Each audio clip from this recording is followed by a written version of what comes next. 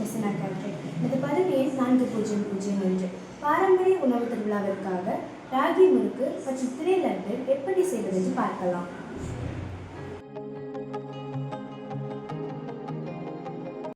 நமக்கு தேவையான பொருட்கள் 4 கப் ராகி மாவு, 2 கப் அரிசி மாவு.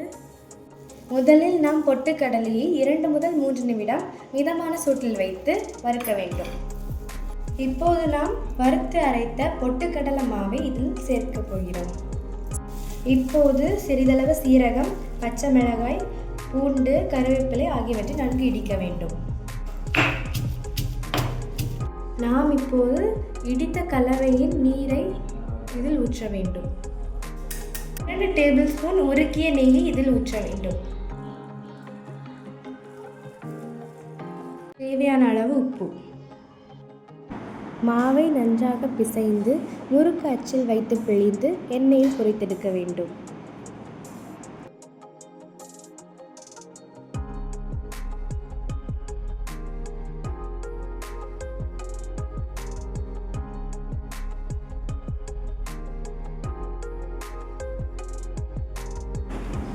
அதிக சத்துக்களை கொண்ட ராகி முறுக்கு தயாராகிவிட்டது.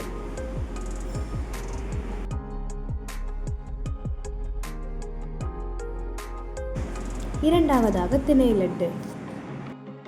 திணை லட்டுக்கான தேவையான பொருட்கள்: திணை, சர்க்கரை பாகு, ஏலக்காய், பாதாம், உருக்கிய நெய், சுக்கு. ஊற வைத்த திணையை நன்றாக வறுக்க வேண்டும். வறுத்த திணையுடன் இடித்த சுக்கு மற்றும் ஏலக்காயை சேர்த்து அரைக்க வேண்டும்.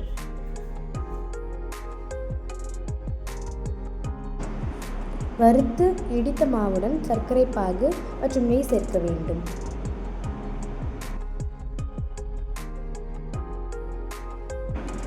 சப்பாத்தி மாவு பதத்திற்கு வந்த பின் சிறு சிறு உருண்டைகளாக பிடித்து லட்டுகளை தயார் செய்ய வேண்டும்.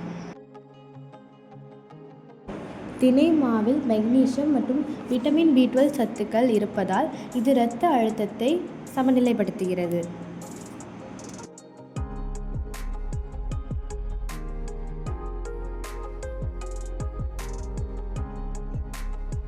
மேலும் இவை பற்றிய கூடுதல் தகவல்களுக்கு பின்வரும் QR கோடை ஸ்கேன் செய்யவும்.